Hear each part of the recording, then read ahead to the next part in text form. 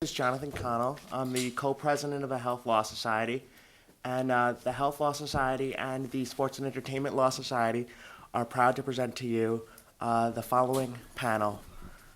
Big muscles equals big money. It's a panel on the use of performance-enhancing drugs in sports. In terms of the format that we're going to use, the discussion is going to be led by our distinguished moderator, and hopefully all of the gentlemen will have a chance to give their own perspectives on what they think the largest concerns are. And then at the end, we'll reserve some time for questions from the audience where you all can ask the panelists things that are on your mind. Without further ado, I'm going to introduce you to our panel. First of all, we have Dr. Gary Wadler. Dr. Wadler is a member of the World Anti-Doping Agency's Prohibited List and Methods Committee. He's a former medical advisor to the White House Office of Drug Control Policy and the trustee of the board of American College of Sports Medicine and the Women's Sports Foundation. Second, we have Dr. Mario Ciocca. Dr. Ciocca is the head team physician from UNC football, and he's entering his 8th year as a UNC team physician. Third, we have Dr. Robert Espisito. Dr. Espisito is a practicing physician here in the community who serves patient populations at Carolina Orthopedics and Sports Medicine and Duke University Medical Center. And our moderator here will be Duke Law's own Professor Paul Haagen. Professor Haagen is a former senior associate dean at Duke Law and author of Have the Wheels Already Been Invented? The Court for Arbitration in Sport. Without further ado, I will turn it over to Professor Haagen to get us started. Thank you. Thank you.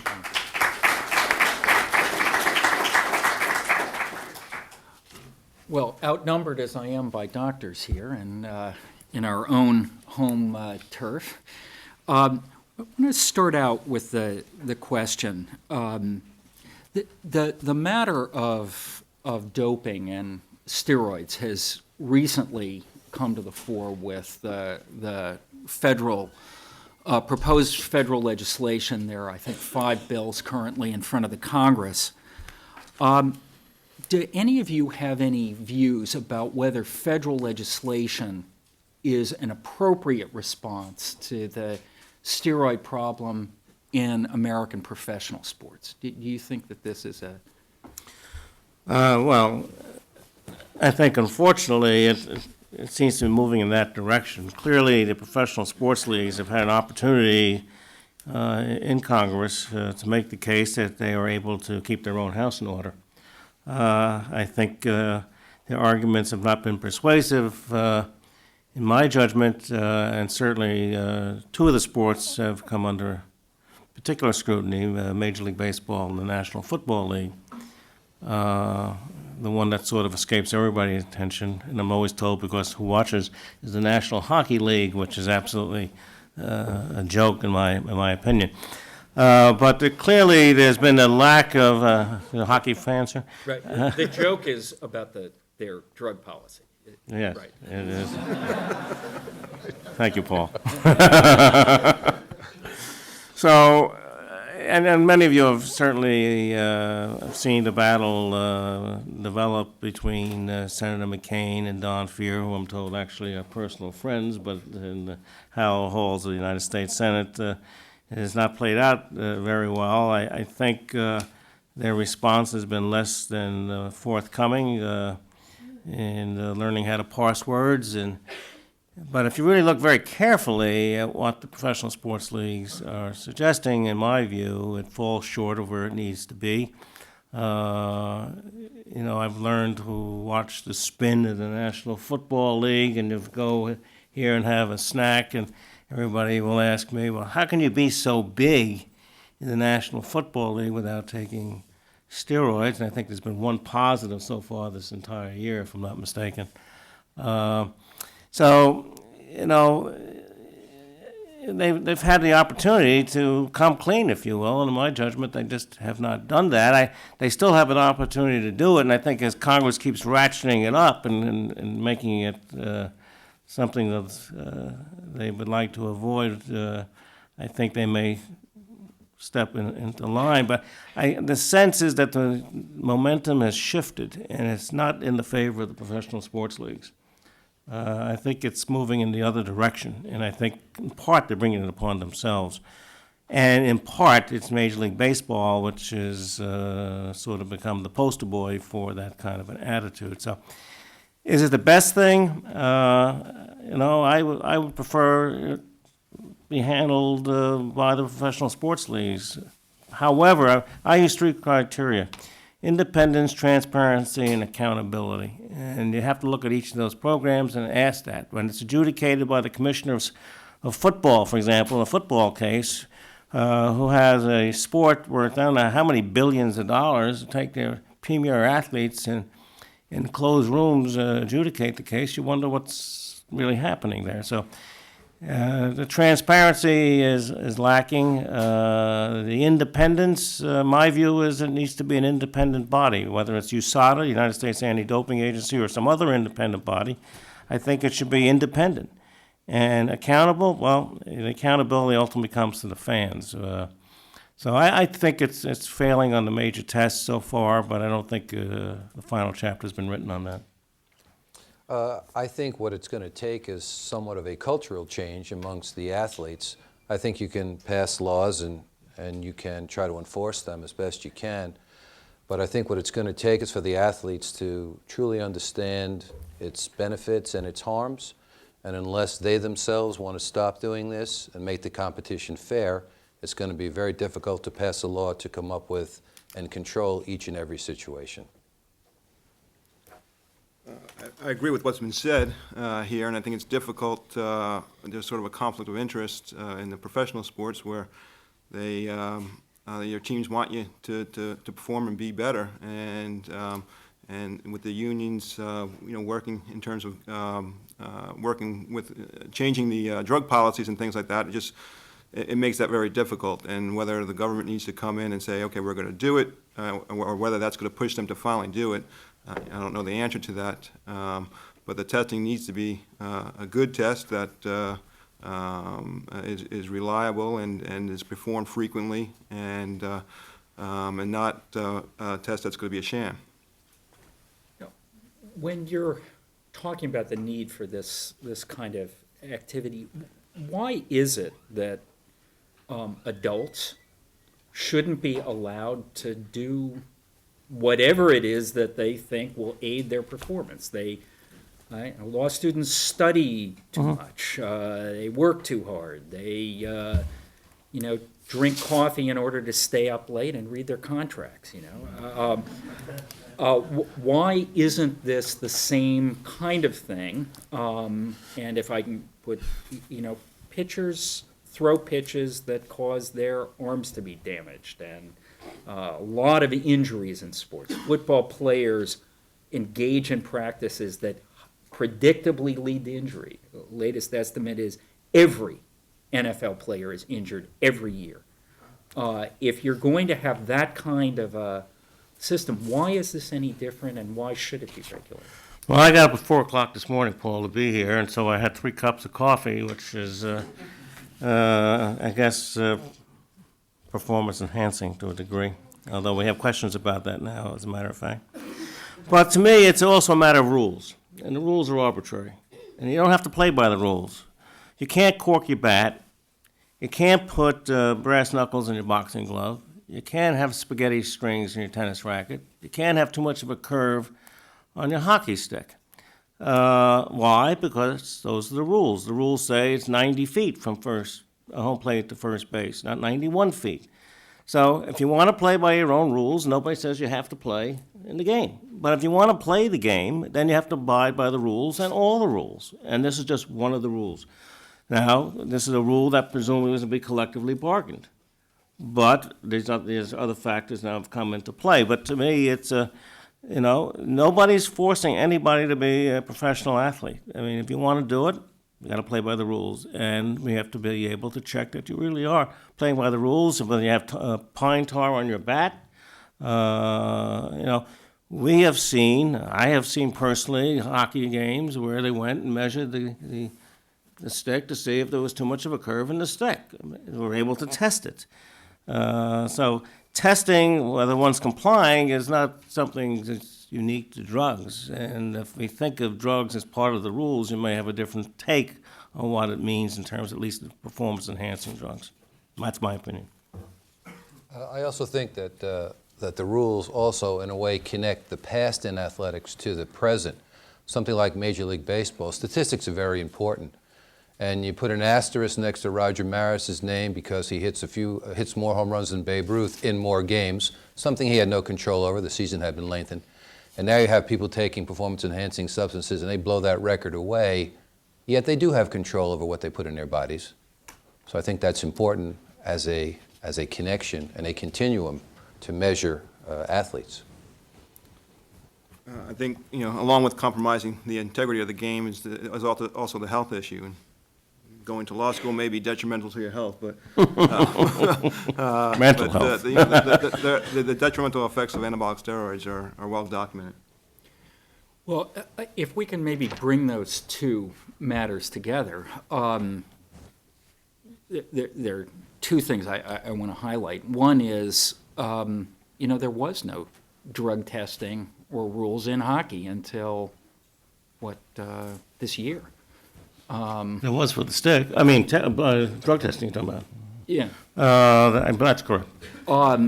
So we can't really say it was outside the rules. We're going to have a justification for the rule that's being put in place. Now, we've heard one, which is intertemporal comparisons. But that hasn't stopped, them pulling in the fences. It hasn't stopped them from making the foul area smaller in Fenway Park, which will increase the number of hits. Why is this different as a problem? You've raised health, but why should it be different, and why shouldn't the players and the leagues be allowed to set whatever set of goals they want to set with whatever entertainment values they think come out of this? Well, one is law. I mean, you can't violate the law. Even if you didn't want to have drug rules, you still can use anabolic steroids, a human growth hormone, or amphetamines outside the context of a legitimate medical condition. So, I think, sports is constantly evolving. You look at the radical changes this year in the National Hockey League. The whole configuration of the sport has changed. And that's fine. It just seems to me that, there's two issues. Besides the health of the athletes, something that I must say, of all the things, and I testified those baseball hearings and the football hearings, the thing that resonated the most was the abuse of anabolic steroids by our youth. And you may say, well, it's a separate issue. Well, I don't necessarily believe that's a separate issue, but we now know that roughly 3.5% to 4% of 12th graders and about 2 to 2.5% of 8th graders have used anabolic steroids, much of that injected. We know that following Mark McGwire's home run feat in 1998, when he was taking Andro, which was legal in baseball and was legal in this country. And I said then both laws needed to be changed, but at the time he violated no laws. We saw the sale of Andro just absolutely skyrocket. We now know that it's roughly a $49 billion industry worldwide, the dietary supplement industry, much of it driven in the last few years and by federal law, the Dietary Supplement Health Education Act of 1994. So the impact of role modeling is significant. Now, if you ask an athlete, they say, well, I didn't choose to be a role model. But the fact of the matter is, if you're out in the public eye, you are a role model. And obviously, it's impacted the behavior of people. And so I think whether we like it or not, agree or not, I think of all the things that have resonated with Congress, it's been that. I helped start the Taylor Hooten Foundation, which many of you may have known about. Taylor Hooten was a 16-year-old boy whose cousin was Bert Hooten, who played with the Los Angeles Dodgers. Bert Hooten was a pitcher in Plano, Texas. 16 years old, with potential as coach, told them over the summer, you can really, or the winter, whatever it was, you have the potential just going to need to get big. Well, he lived near the Mexican border. He got on steroids and became huge. He had personality changes, typical so-called roid rage, totally different person. Parents finally had him stop it after a number of serious incidents, and as we all know, coming off steroids can produce profound depression. He hanged himself. I was with, last week in Congress, in the Zero Tolerance Committee with the Marrero family, whose son shot his brains out. My own daughter just called me 2 days ago that one of her clients' cousins just killed himself, his teens coming off steroids. So this is more than just a social issue. It's a public health issue. It's a public policy issue. And you would say, what's that have to do with professional sports? But it has everything to do with professional sports.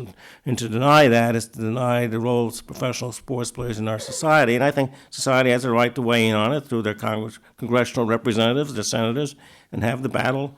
And I think the lines have been drawn.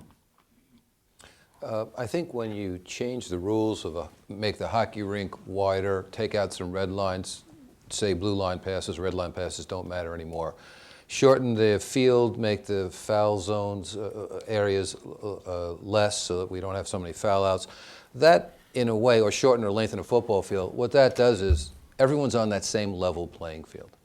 Not everyone in all of those sports taking steroids will A, react the same way, or B, will be enhanced in the same way. I think a lineman's going to have a lot more beneficial effect than a football quarterback or one of the skilled positions. So I think that in a way, those rule changes are real, and they do change the entertainment value, as you stated, of the sport to, quote, make it more, quote, exciting. But they really are similar throughout the playing field where the steroid issue isn't. And the other thing I think is the effect on youth through the trickle-down theory of economics may not work, but the trickle-down theory of taking steroids sure does. And I spent about 15 years in my practice giving a little talk every year to every high school that I've taken care of, and the talk is called Anabolic Steroids, the Breakfast of Champions. And to try to show these young people the detrimental effects, stunting their growth, changing their urogenital system. And now you're talking 13, 14-year-olds taking it. So I think the effects are much more profound than having a mature adult take it for 5 or 7 years. Just to reiterate about the youth taking my experience in terms of dealing with the collegiate athletics, if they're looking up and have aspirations for professional sports, they need to get to a certain spot, then either that trickle-down effect where they have former classmates who are now professionals who lead them in that direction, or the looking at the policies of professional sports, and they say, well, if they don't think it's really a serious problem, then maybe it's not that bad for me to take this stuff. Now, with the structure of all of the pieces of federal legislation, the structure of the WADA response, which you're clearly centrally involved in, is drug testing. And comprehensive drug testing. It's sort of a series of questions I want to raise about those.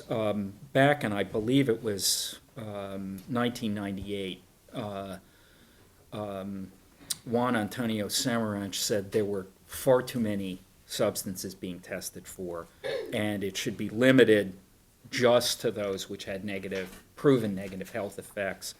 I think by that point, between the early 80s and late 90s, testing, this is pre-WADA, had gone from 30 substances to 3,000. And so I want to raise what ought to be tested for. And then the other matter I'd just like to get on the table. Baseball, in its testing, since they have had disciplinary testing, it's consistently been testing at about 1% of players. I think that's pretty consistently what the minor league testing is producing, about 1% of players using substances. The WADA testing, I think you said, is 1.6 pretty consistently. That suggests to me one of two things. either that people aren't being caught, or it's a much less serious problem than you just told me it was. Well, I think it's actually more serious than most of us believe, and I do think testing is lagging behind, continues to lag behind. I conducted a conference 2 years ago on genetic doping. I'm heading over to Stockholm in December for the second round of genetic doping, which I think by the maybe 2 or 3 Olympics from now clearly will be on the table of something that's happening. I sort of like to get back to what you were alluding to a minute ago about the drugs and what we should test, which impacts on the percentage that are positive. And, even this session here, we almost use the word steroids interchangeably with drugs. It's far more complicated than that. If you're a distance runner or an endurance sport athlete, you'll be talking about EPO. We've seen increasing amounts of problems with human growth hormone, something that I'm particularly interested in. We've seen people using insulin to get bigger, beta blockers, masking agents, blood transfusions, stimulants, and I can go on. So it's not just anabolic steroids. Now, in terms of why we test for certain drugs, and I'm a member of the committee that recommends the list of what drugs should be banned, and this is both in French and English, and it's not as thick as you might suggest. We use 3 criteria. When I say we in WADA, which applies, and let me explain what WADA is for a second, because many of you may not know what WADA is. WADA is the World Anti-Doping Agency. It's an organization that was an outgrowth of some actual meetings with Norian, Coleman, and so on a number of years ago, when we recognized we needed an organized way of dealing with this problem. And so, and to get back to Juan Antonio Samaran, she said the single biggest threat to the Olympic movement was doping. And our new president of the International Olympic Committee has said the single biggest threat to the Olympic movement was doping. And so the governments of the world, with the sporting bodies of the world, in 1999, put together an initiative to develop a world anti-doping agency, which had as its charge basically to eliminate or minimize the extent of doping in all levels of sport, not only in elite sport, not only in professional sport. Much of the motivation of the governments was the use of drugs by youth in their respective countries. That gave rise to a conference and ultimately to a World Anti-Doping Code, which just 2 weeks ago, a UNESCO convention was unanimously adopted, which now will go to all the countries of the world for their signature, which will make this binding on all the governments of the world. Now, I'm not a lawyer, so I don't want to get into the nuances of this, but that process is very, very active. Now, as part of that code, it tells you basically the rules for putting something on the list, and there goes my name, on the list of prohibited substances, and we use 2 out of 3 criteria. One, it has to have the potential to enhance performance. Secondly, its abuse has to represent a significant risk to health. And the third, which is the most amorphous of all, it has to violate the spirit of sport. And you have to have at least 2 out of the 3 to be considered by the committee to go on the list. Not to go on the list, for being consideration to go on the list. Once it goes on, and to tell you how detailed the process it is, because it isn't just a couple of guys in the back room in Major League Baseball deciding this, which is the way it's now the HPAC, the Health Policy Advisory Committee of Baseball, is 2 guys from the union, 2 guys from the ownership sit down and do what I'm telling you. And this list then circulates around to all the governments of the world, goes to all the sports international federations, national Olympic committees, and all the national anti-doping agencies. Hundreds and hundreds of bodies weigh in on this list. They send back their comments, and I've looked at all those comments, and maybe 100 of them come back from various entities. We then go back as a committee, revisit all of that, make some further adjustments. It then goes out again, and finally gets signed off by the executive committee, the World Anti-Doping Agency, 3 months prior to going into effect. So we're talking about January 1, the 2006 now list will now be circulated to make sure athletes have at least a 3-month period. That's how something gets on the list, and people can debate off and on. We've had things go on the list, come off the list. It's always very hard to take something off once it was on. The caffeine, for example, that I had this morning may give me an elevated caffeine level, which used to result in a sanction. We now recognize that caffeine at high levels probably impairs performance, and it's that single cup of coffee which probably enhances performance. So caffeine, for example, is no longer on the list.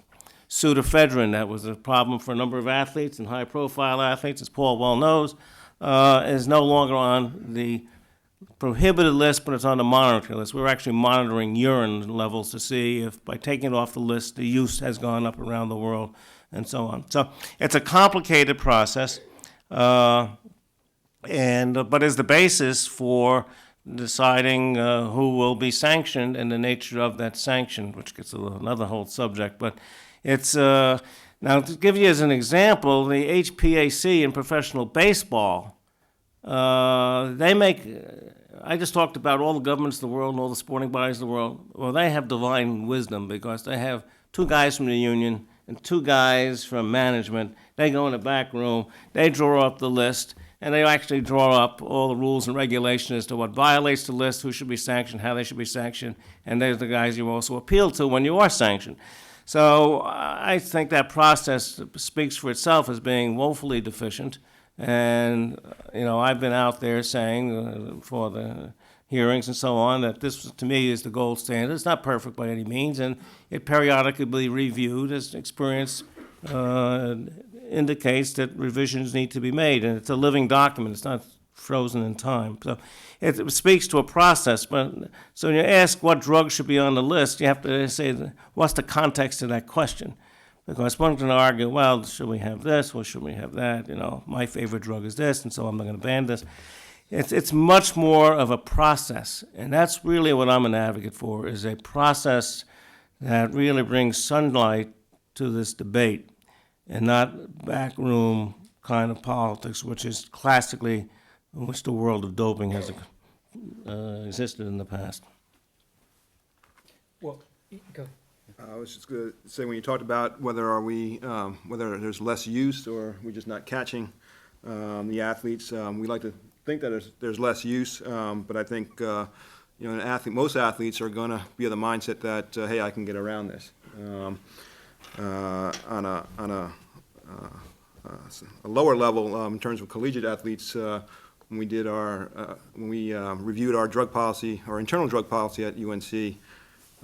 We asked the athletes, specific questions, and a lot of the comments were, "Hey, the word's going around that we can get by this, we can mask it, we can do things." And one of the things we changed is that, hey, we're doing observed testing now, so we can try to modify that and make sure that that you're not putting something in the urine or using someone else's urine.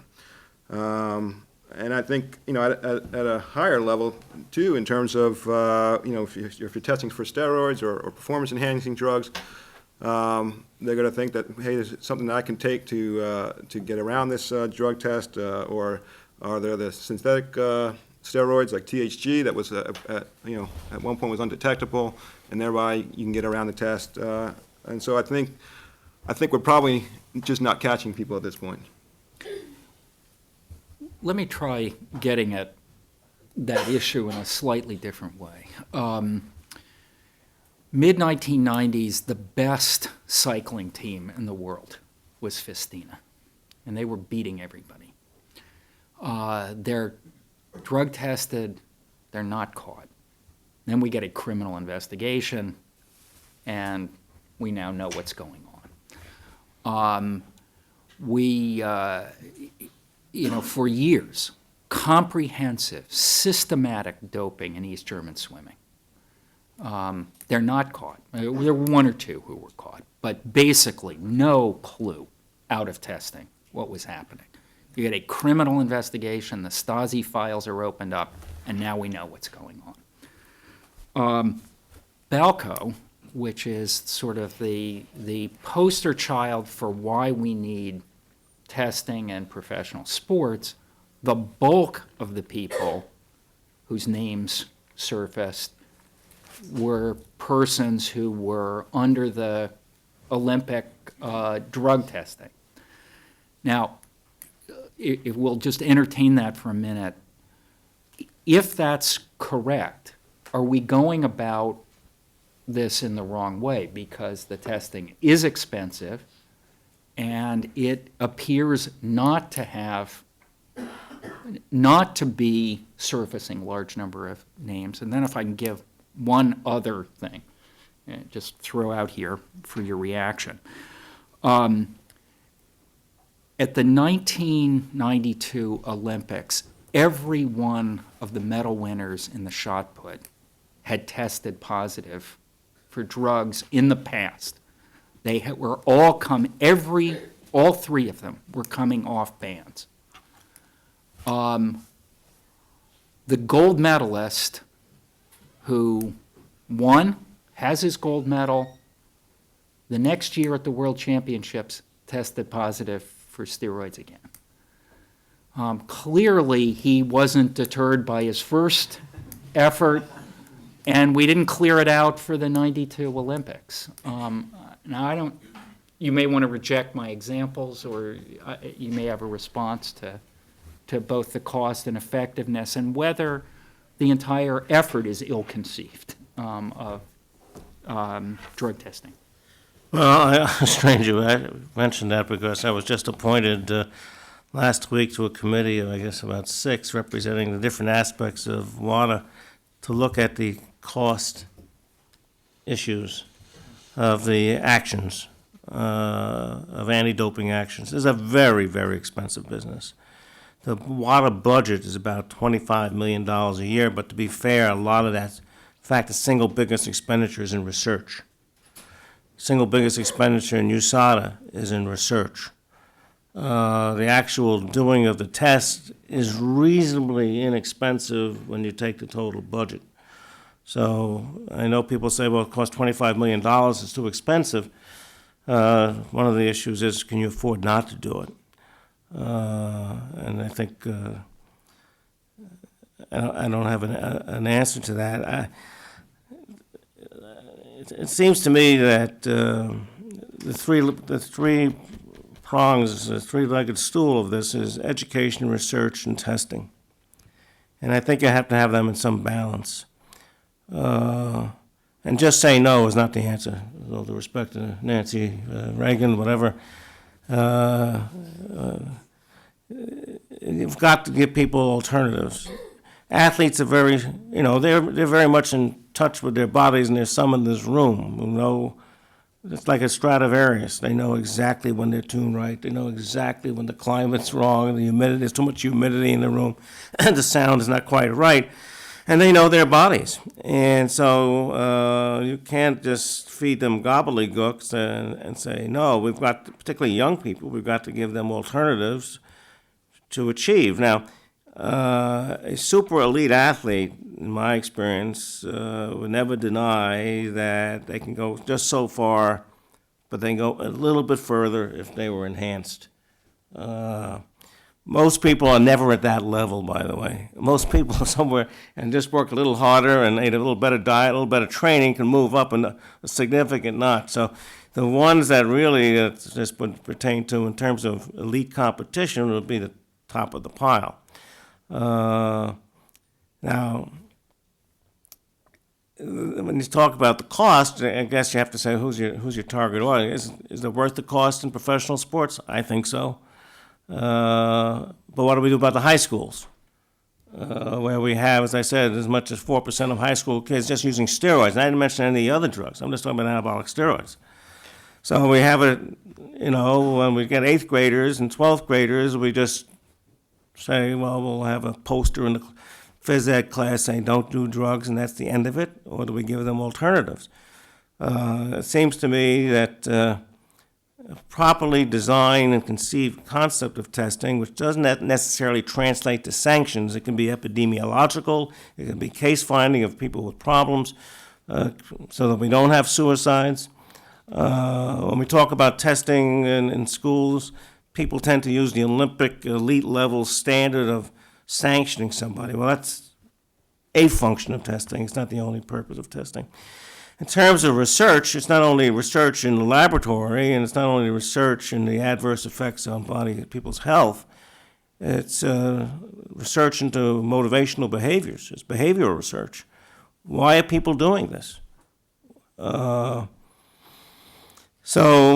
the cost part of it, I think you have to say the cost to whom and what's the cost not to do it, and come up with some sort of balance of the two. The perspective I have is very different, since I deal with the average weekend warrior and high school athlete through practicing for almost 20 years now. I had the good fortune of being associated with the physicians who took care of the Los Angeles Rams back in the 1980s, and at that time the NFL had no policy against anabolic steroids. But it was no secret to the fellows who were doing that fellowship who was on steroids and who wasn't. 30-year-old men aren't covered with acne, are weighing 300 pounds and have shrunken little testicles. So the bottom line is there is something to a physical exam that can be helpful, and maybe at a lower level. I found when I got into practice it was harder with adolescents because 16-year-old boys do have acne and they're just developing, so all bets are off. So, and it was yet And they're obnoxious. Yeah, well, that's kind of, what can I say? But, so I think there's something about a physical exam and following athletes that can be helpful as possibly a screening at the lower levels of sports. I think the other thing that has happened is at the cultural level as to why people are doing this. And I've always felt that sports is a microcosm of your life. Young men and women get into a situation, they have to work together, train together, they go through some ups and downs, and in the course of 3-month season over a couple years, they've experienced things that might take a 20-year life cycle to go through. They learn how to deal with them and use those skills. I think the culture has to change, because I think young people feel that unless they cheat or enhance, however you want to look at it, they won't be able to compete. Let's face it, less than 1% of these people are ever going to earn a living doing that. So I think possibly by doing some simpler testing, and as long as you have Balco around, if you have a chemist who's going to make it that you need the lab at the NIH in order to find if someone's on steroids, that's going to be a very difficult route, and is really only going to be applicable at that elite level. Most kids will not be able to afford that type of steroid. The other thing, the original sort of look that people got at to what steroids did, unfortunately didn't come from medicine. We for a long time said, hey, don't use it because it doesn't work. Well, the bottom line is, it does work. A little booklet used to be out, probably still is, called the Underground Steroid Handbook, and in that, whoever wrote that was pretty astute. I don't know if he was a physician, but he listed all the side effects and actually chronicled some athletes. And it isn't just steroids. You're using steroids, some injectable, some oral. You have to have some pot to calm down. You have to have some Quaaludes. You have to have some various other things. This is a whole drug culture, and people never realize that. And I think that has trickled down to younger and younger people. And that's the need for the type of work Dr. Wadler's doing in some way to try to get this out in the open, transparent and testing, and not whack everyone over the head when they test positive, but maybe educate them, because this is a lifelong thing. Athletes also use this when they finish playing pro football because it makes them feel good. Now you have someone who's not taking it for 4 or 5 years. They may be taking it for a 20-year span. Yeah, I mean, testing isn't perfect, but it's better than no testing at all. And it may be difficult to do it at a high school level from a financial standpoint. I think from a professional standpoint, I think the money's there, whether teams contribute or whether fines are laid out that reinforce the money. But I think it definitely needs to be done at that level. Maybe at the high school level, Dr. Espisito said, maybe focusing more on the physical exam and really pushing the education at that level. There's one other issue I just want to get out on the table for the collective, and then let you ask questions so that we have a better chance to interact. And that's the problem. You've talked about a little bit with penalties and education. That's one part of it. Clearly, however much people may disagree with what the Major League Baseball Players Association was doing, the same would be true with the basketball players. They understood performance-enhancing drug testing to fall into a pattern of employment place drug testing with a strong educational element to it, and that the point was to rehabilitate, not punish. But the question is, what are the appropriate penalties? And the other is, how do we deal effectively, appropriately, fairly with the problem of false positives, which I think everybody thinks is part of the situation, whether it is the inadvertent, it's actually not a false positive, it is an ingestion of a steroid, but it's done inadvertently, Kicker Vensel's multivitamin, or something in which there's simply a lab mistake or other kind of mistake.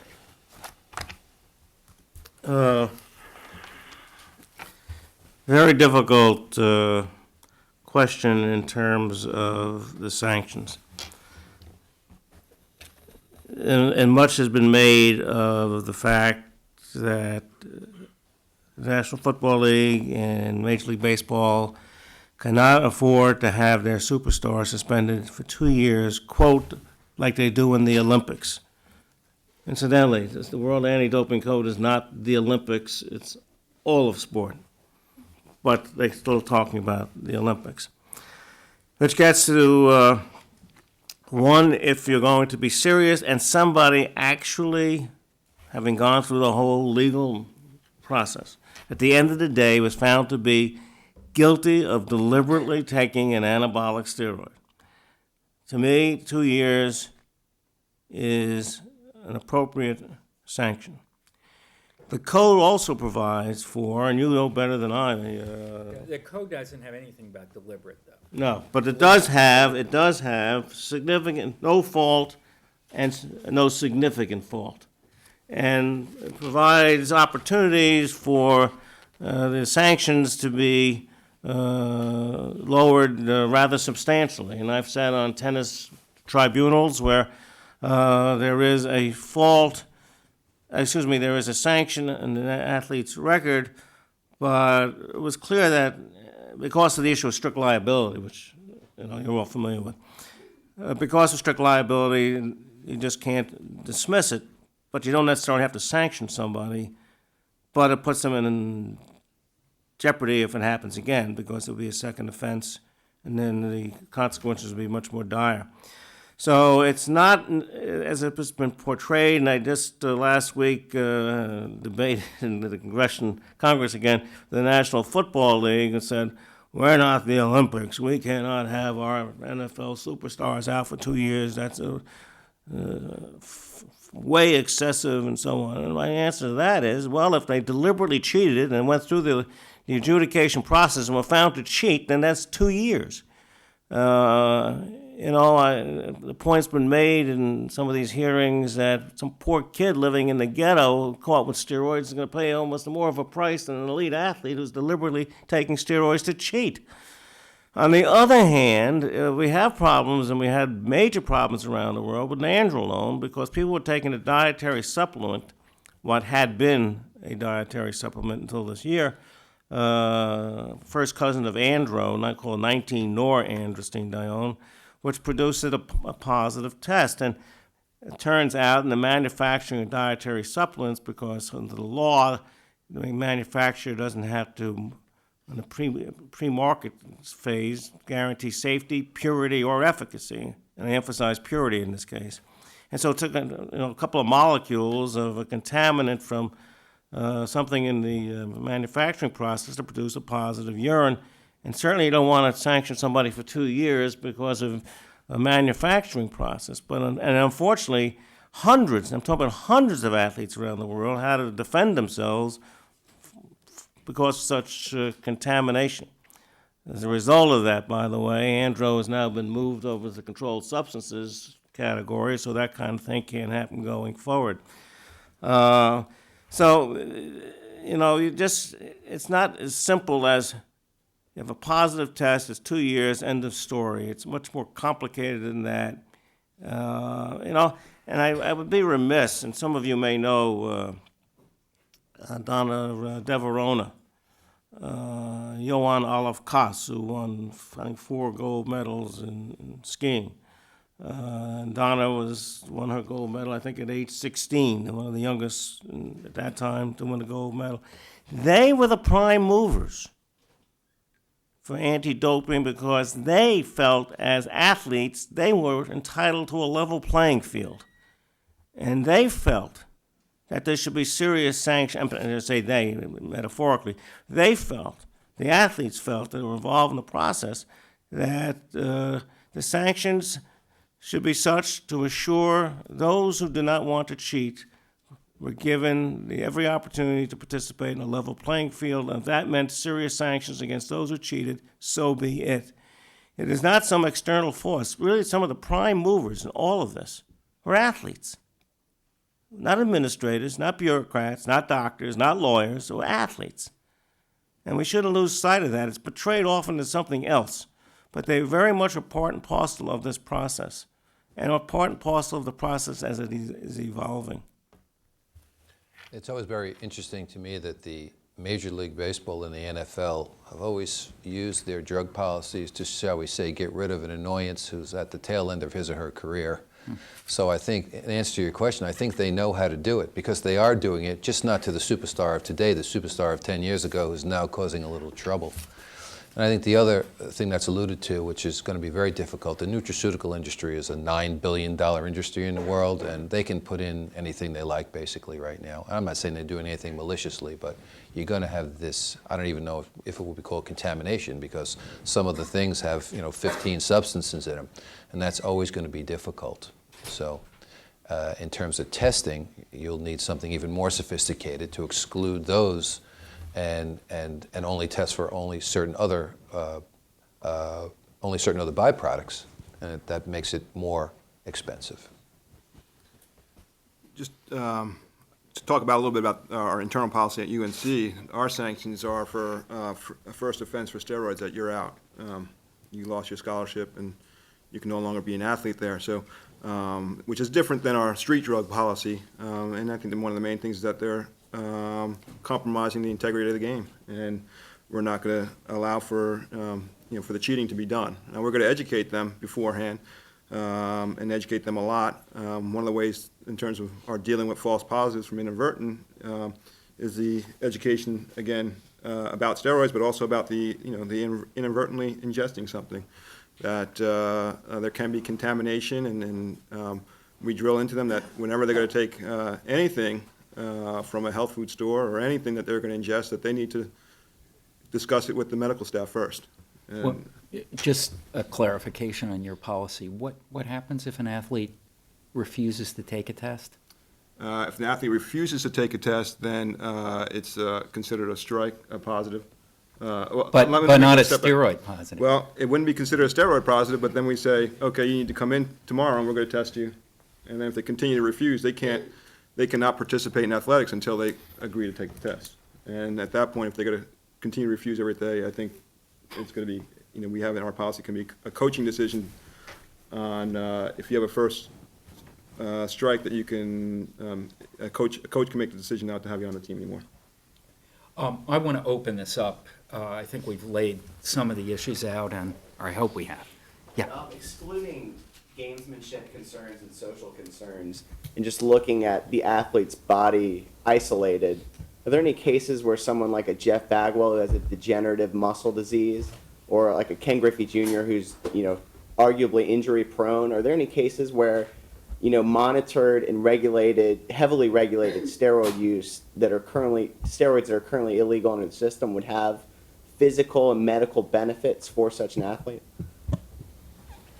Where the benefits would outweigh, the health costs? Well, I mean, there's no question it enhances performance. And there's no question it has negative health effects. If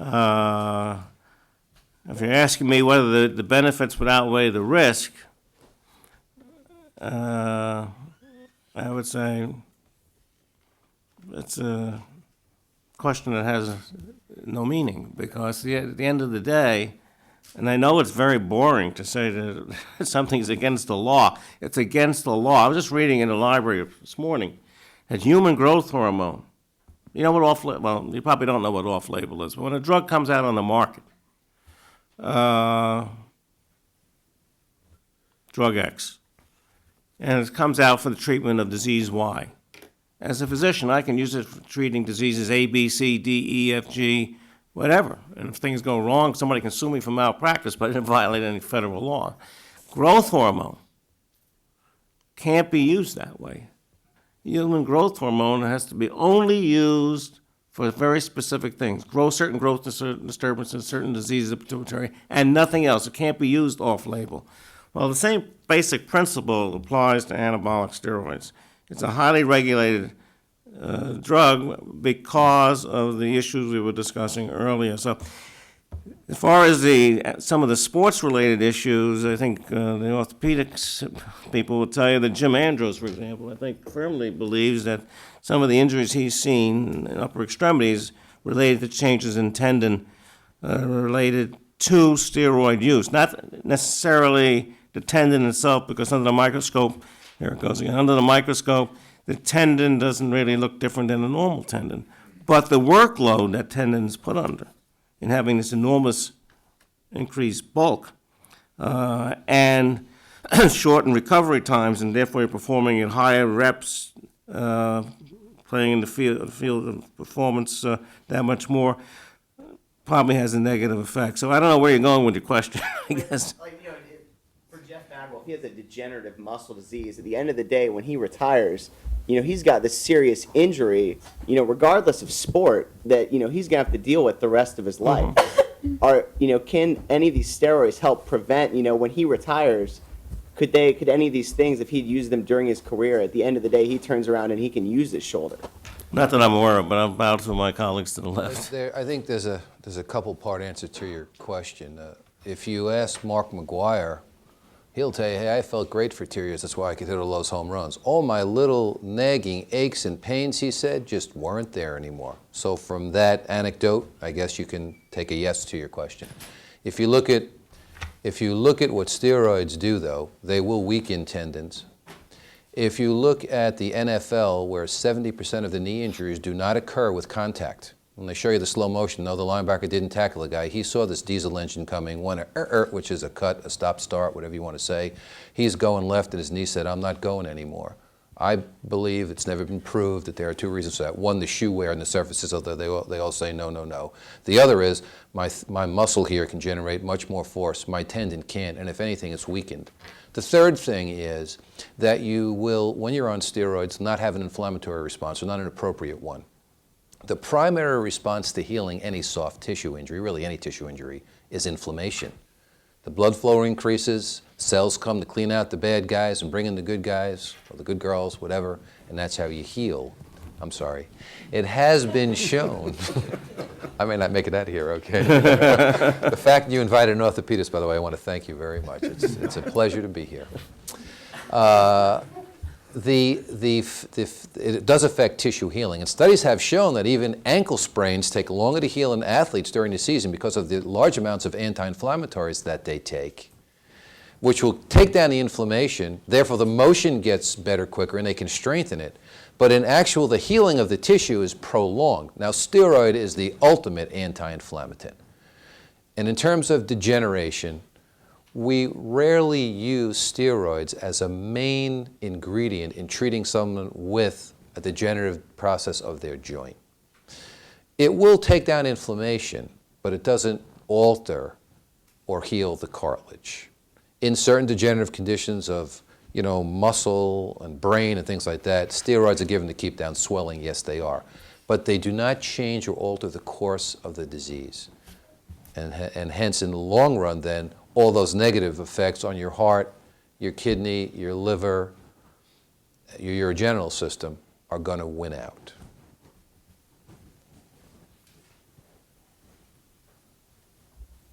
You guys have talked a little bit about, well, to quite an extent about steroids, but I have a question about where the line is drawn in terms of over-the-counter, like you said, dietary supplements, and how that seems to be every day changing in terms of it was okay today, next day research comes out that says it causes death in X number of individuals, therefore we're going to retract this and make this a prohibited substance as well.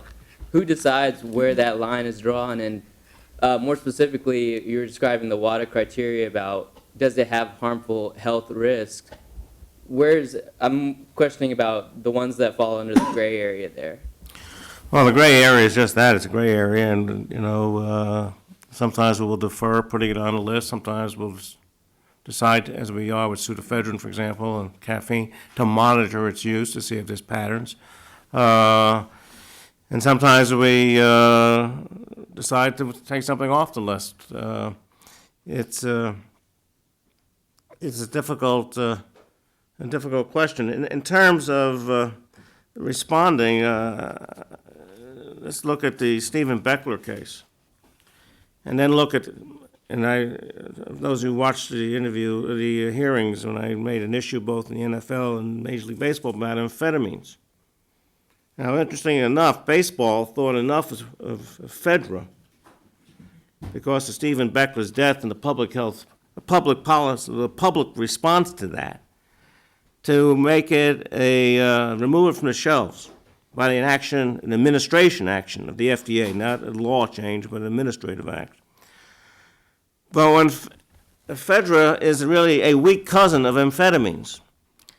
So I had indicated in the hearings that amphetamines, which are practically one of the most historically classic performance-enhancing drugs, historically, both the Major League Baseball and the National Football League refused to do that.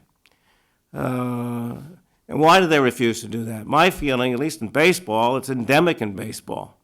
I'm told by very good sources that it's between 70 and 80% of baseball players still take greenies, amphetamines.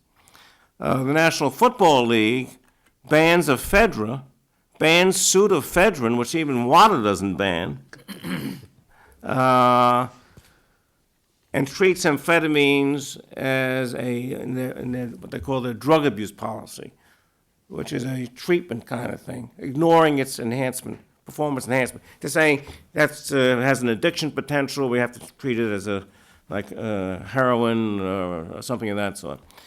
So it's a difficult process. And then you're up against other issues. For example, in the state of Utah, in Salt Lake, in the federal court, ephedra was put back as being okay if it was a small amount. Fortunately, it didn't take root because we were concerned it would just start mushrooming again. But then I made a point of the state of Utah because the Dietary Supplement Health Education Act of 1994's lead author, was none other than Orrin Hatch, whose son is a lobbyist for the industry. And if you remember, the Olympics were partly sponsored by the supplement industry. It was also co-sponsored by Tom Harkins, who happens to be a big believer in alternative medicine. So he was perhaps more of a man of conviction, the other was more of a man of political machination. Incidentally, the single biggest contributor to Orrin Hatch's campaign was the supplement industry. So all that factors in. Baseball's attitude, ephedra, amphetamines, the Supplement Act, economics, science, use patterns, all that factors into our decision-making. Is that a question as far as perhaps the doctors, especially practicing with patients day in and day out? As far as, we've seen our society for many years, our society try to ban certain substances. We talk about alcohol, we constantly talk about tobacco, we've talked about clearly some illicit drugs. And it seems like that despite our efforts on that, most of the time we fail, either because society really wants to do that, as in alcohol or in tobacco, or as in there's a secondary market which allows that to come to people anyway, and they use it if they want to use it. I guess my question is, what are the people's responses, your patients' responses, or your athletes' responses, as to the education try and give them as far as the harms of using steroids, and how effective do you think it is talking to them, and what kind of, why do you feel that's not being effective and it continues to get worse day in and day out? In terms of the education for the athletes and that not getting through to them, for the What their response is to you if you're trying to talk to them. I mean, it seems like the education is there, but the response is not. What do you think is the problem? What's the missing Yeah. link? And what are Yeah. some suggestions as to how to deal with that? I mean, that's a good point, and if you had the solution for that, that would help us out greatly, because, I mean, we sit down and educate them greatly, about drug and alcohol use, and they're still gonna use it. And how do you get around that? I don't have a good answer for that right now. I mean, and I think alcohol is even a bigger issue. There was a study of alcohol use among athletes that showed that 80% had used in the last 12 months. So I think alcohol is a big problem that hasn't even been touched on yet from a lot of collegiate programs. I know the answer is vague, and I wish I can give you a better one. But I want to reiterate what I said before. You just can't say don't do it. You gotta really, like any advice or counsel you give to a patient, you really have to give them facts. And there's nothing wrong, and I do this all the time, telling them, I don't really know necessarily this is bad, but this is the reasons I'm concerned about it. And one of the ones I like to use is estrogens. Because, and I debated Dr. Foch about this, and what's his name? Well, be that as it may. Women were taking the hormone estrogen for many, many decades. And the first couple of years, they were giving it alone to women that still had a uterus. And they said, oh my goodness, after all these years, taking it for good medical reasons, they were developing increased cancer of the uterus. So they said, all right, we'll change the formulation, and now you take it with progesterone so you won't get cancer of the uterus. So for decades, women were on estrogens for postmenopausal symptoms with progesterone, and lo and behold, and one of the things we're supposed to do is decrease the risk of heart disease, decrease the risk of stroke. Turns out it increased the risk of breast cancer. It's probably increased risk of stroke and it increased the risk of heart disease. Took 30 to 40 years to solve this. That's a hormone. We know that, and my colleagues to the left would know that corticosteroids, the other kind of steroids, not anabolics, cortisone. Even short exposure to cortisone, there's an increase. In fact, a friend of mine just had a hip replaced as a direct consequence of taking relatively short doses of cortisone. For me to believe that testosterone is uniquely different than other steroids is a stretch. So I say I can't prove this, but I also would be willful blindness not to recognize what's happened with two other steroid hormones, estrogen and testosterone. And I tell them that. And I said, look, I can't prove it, but if it were me, I wouldn't take it. I wouldn't take it. And here's the reasons I would not take it. But then I also have to say, but here's what you can do to try to achieve what it is you were trying to achieve when you even thought about taking steroids. I know there are 3 world-class athletes, at least, in this room, or former world-class athletes. I don't know if any of you wanted to comment on. I have a question. I've talked about so many different issues tonight, and there are obviously like a lot of problems that people are trying to work out, and I guess the answer that we're doing our best is kind of the best answer that we can be given at this point, except if you take a step back and kind of think about, the spirit of the sport, and when you consider that there are tons of athletes, dedicating their lives to training and working hours and hours a day, and for what they put into it, the fact that I think that everyone would agree that there are false positives, the testing isn't good enough, it's not keeping up with everything. Do you think that it's fair to have a strict liability standard? Thank you, Jessica. I think you need to have a strict liability standard. I wish we had a system that can answer all the questions, we would not have to impose that. But having said that, how do you minimize the consequences to inadvertent doping, which is what you're really talking about?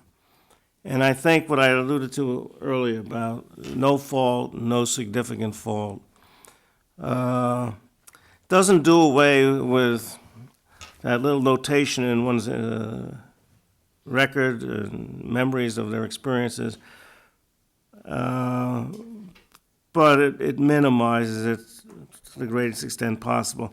Unfortunately, like a lot of things, people get caught in this trap. And I don't have an answer to it other than to say it's very, very important to have an adjudication process whereby the sanction is appropriate to the offense, and if there was no fault, then I have no problem with no penalty other than a notation in the record. And why can I not get rid of the notation in the record? Because I think most of us have come to the realization without strict liability, we wouldn't have any system at all. And so it's not a perfect system by any stretch of the imagination. And I, for one, have been rather verbal about that. And sitting on tennis tribunals, I always keep in mind the fact that there are a lot of innocent people getting caught in this web that we have unfortunately brought upon ourselves. And so it's not a satisfactory answer, but that's how I view it. Just as a point of clarification, I think if you test positive for an anabolic steroid now, even if you can prove no fault, you still get sanctioned. You can get, your sanction can be not 2 years, it can be significantly less, it's up to the hearing body what But that at sanction was. least half of the presumptive penalty. At least Yeah, half. I think that's correct.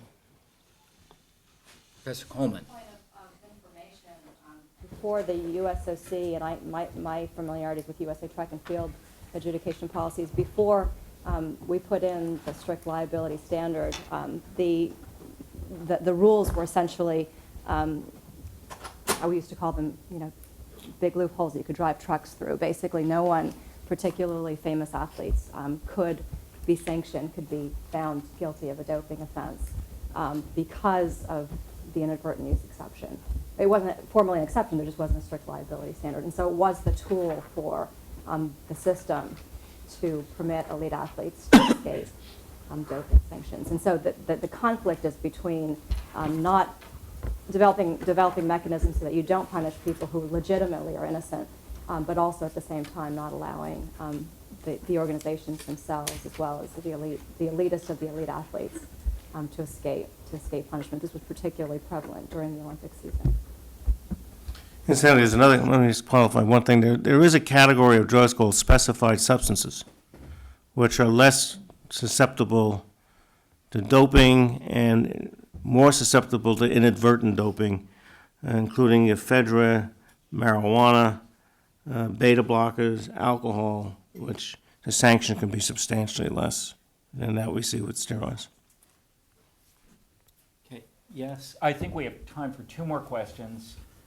And then Kurt. I was curious to hear more about EPO doping. I'd heard things about, I want to know how they actually test for it. Is it actually a problem at lower level of sports? I'd heard things such as you can't actually test directly for it. What's that? EPO testing? EPO. EPO, yeah. I just wanted to hear more about that. EPO is a drug which is a great breakthrough medically. Increases your red count. And if you're in an endurance sport, it means more oxygen to your muscles, means you perform better.